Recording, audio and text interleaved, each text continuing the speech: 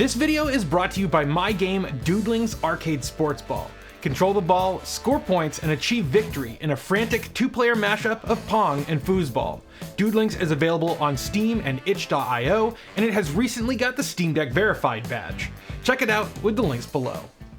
We've had some huge news in the world of Steam, including a new officially licensed Steam controller and a surprise beta release of the new game recording mode in Steam.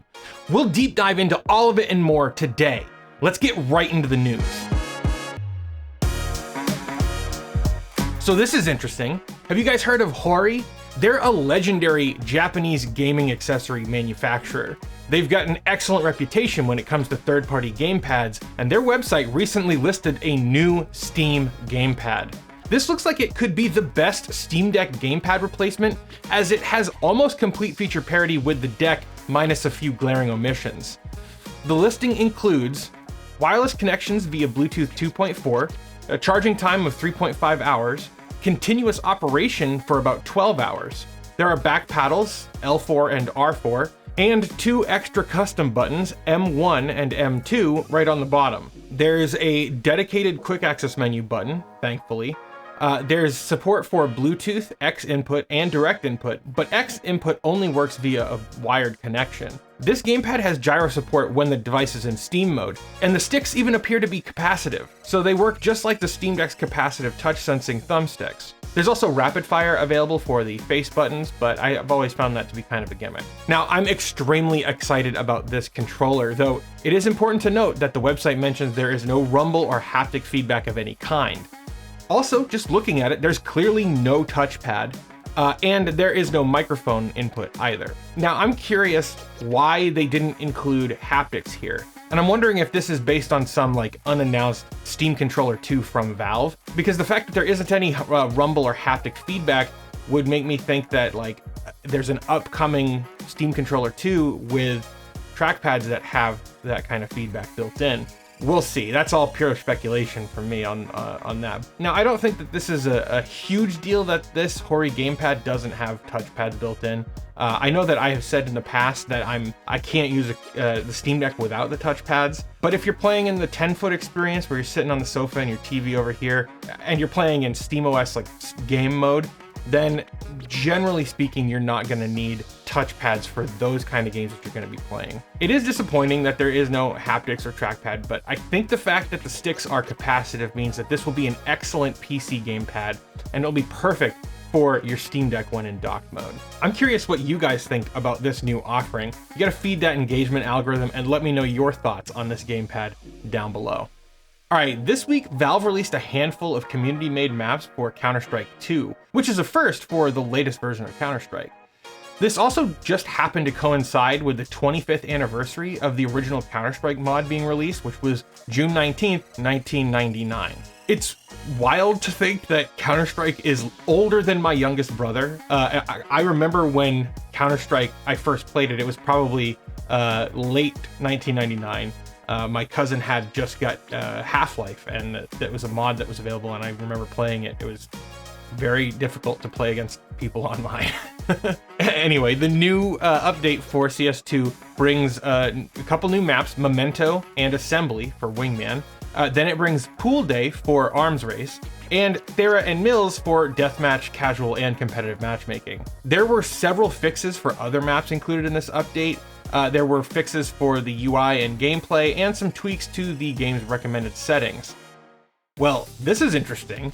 There's a new Humble Bundle called Strate-GOG. I could be wrong, but I think that this is a first for Humble having partnered with GOG. And I think that this is pretty cool because it's a mashup of 6 strategy games that you can get GOG keys for. For $18, you get Railgrade, which is ProtonDB Platinum, Expeditions Rome, which is Platinum, Showgunners, which is Platinum, Field of Glory 2 Medieval, which is Platinum, Hard West 2, which is Gold, and Spellforce 3 Reforced, which is Gold. Now, all of these games are redeemable on GOG, and since there are many excellent options for running your GOG games on your Steam Deck, including Heroic Launcher and the upcoming Junk Store integration, I think that this bundle makes a lot of sense for us deck gamers. There's also this royalty-free sound effect and music pack for game developers that I just bought. I picked up the whole thing, downloaded it all, and extracted it. There's some 5,500 individual sound files, just sound effects here, when I download it and get them all extracted. So if you're not interested in one, maybe pick up the other if you're into game dev. This week, the Steam Deck LCD model went on sale, and Valve announced a price cut for the LCD model because it's being phased out in favor of the OLED model. This means that through July 11th, while supplies last, you can actually get the 64GB LCD for $297 or the 512 model for $382. This is an excellent deal for anyone who wants to get in on the deck right now. These will only be available while supplies last, so if you're looking for a less expensive way to get your own Steam Deck, or you want to pick one up for your kid or something, this is a great way to do it. Admittedly, a child with small hands probably would have issues reaching thumbsticks and triggers or whatever, but I would say that this is probably great for a 12-year-old or older. What do you think? Will you be picking up an LCD model while it's on sale? Let me know what you're going to use it for and sound off in the comments below. This could be the very last sale that they ever do for the Steam Deck LCD, so I would love to hear your thoughts. Leave me a comment below. And while you're down there, you can like that smash button. It's the best way to tell YouTube that you want to see more videos just like this. You can also subscribe to my email newsletter to stay up to date with all the fun stuff that I'm working on. My next email is going to include a sneak peek of the prototype for my next game, so make sure that you use the links below to sign up for that so you don't miss it. So now I want to talk about the biggest news this week, and instead of writing a script about it, I want to experience it firsthand with you guys. So let's dive in. All right, so I'm literally experiencing this with you guys for the first time. So let's just launch a game and see. Remote play together, no. That's performance. I don't know, maybe in the settings? Under display, maybe? No. Maybe under in-game? No. Weird. Where would it be? Remote play? Oh, game recording right here. Okay. So it's off by default. That's probably a good thing.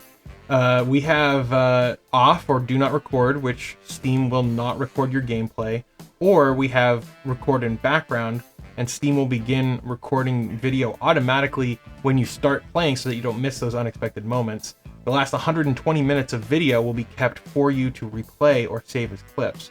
And then there's record on demand, where Steam will begin recording only after you press Control plus F11. All recordings are automatically saved as clips. I'm just gonna try record in background. Oh wow, we got a bunch of interesting. It'll take 10 gigabytes of space, which is fine. I got a terabyte here. Enable GPU hardware encode. Yes, that's fine. Controller shortcut to add a timeline marker is Steam plus Y. And then audio recording will record all system audio. And it doesn't look like you can actually change that. Okay, yeah. So I wonder if it's already started here. From a UX point of view, I would expect there to be an option in here, but I guess it's not. Maybe it's gonna be in here. Game recording. Yep. Okay. Currently recording all gameplay footage. Shortcut chord to drop a timeline marker is Steam plus Y, and we can view our recordings, and we can go to recording settings. Okay, so that just takes us back. Let's just play the game real quick. Okay. Let's just play each. In today's matchup, we have the home team hosting the away team. Whoa. Let's play ball.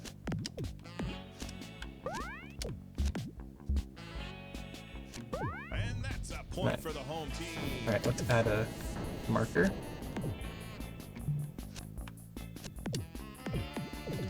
Oh no.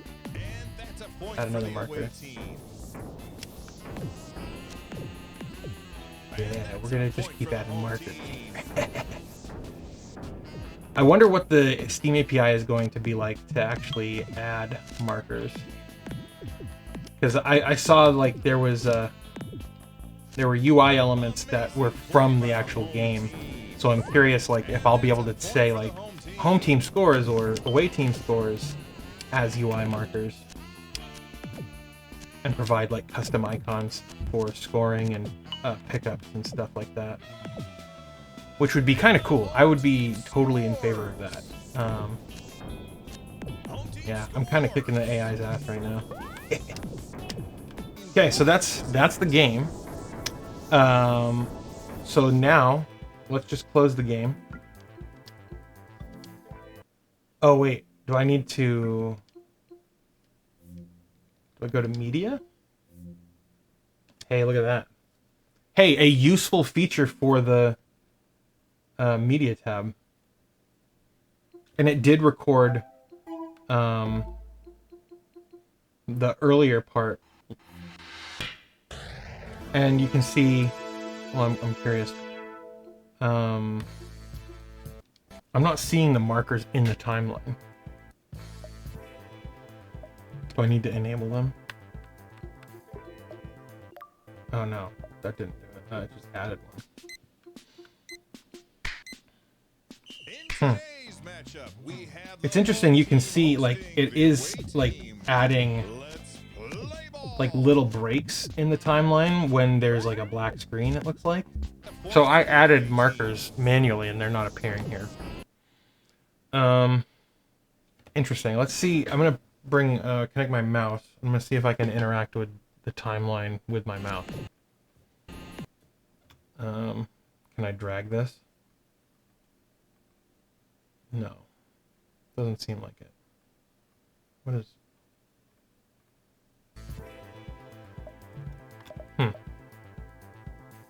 Cut. Edit marker. Okay, you can give it a title and a description. That's pretty cool. And then you can add a marker, and it's giving you like a little preview. Dude, the way this works is so much cooler than how I expected it to behave. Like, you know, I'm playing the game with the CRT filter, and it looks fantastic. And we have the menu here. I just wish that this would like not disappear automatically, because when I'm moving my cursor, it shouldn't disappear. Like, I feel like it should automatically be there. Nudge forward so that you can just kind of go not really one frame at a time, because I think these are the background sprite animation is on a 2-frame cycle. So, oh, maybe it is 1 frame. Could be. Oh, that's really obnoxious.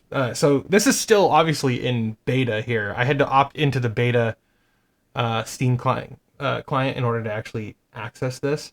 But having like the ability to step through frame by frame, pretty cool. Being able to add markers, even if the markers that I added while I was playing didn't like take or weren't added to the timeline, it's still pretty neat.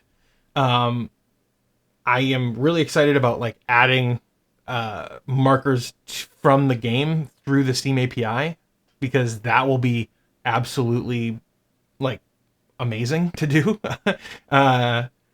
Being able to have like people who are playing have their gameplay automatically recorded like this is just incredible to me. I love the idea. So, with that being said, I would love to know what you think about this new feature. Wow, it turned out to be way cooler than I even thought it could be. Kudos Valve for doing such a bang-up job on this. I'm very happy with it. I've been waiting for this feature since day one of the Steam Deck, and I've made multiple videos asking for this exact feature. So it's kind of surreal to see it working here. What other features do you think Valve should include with the Steam Deck? Sound off below. And maybe check out my latest feature request video that I did just a few months ago. It's wild to see how many of the features I wanted in that video have actually made it to the deck in the last 2-3 months. Thanks to all my patrons for their continued support, and I'll see you guys in the next one.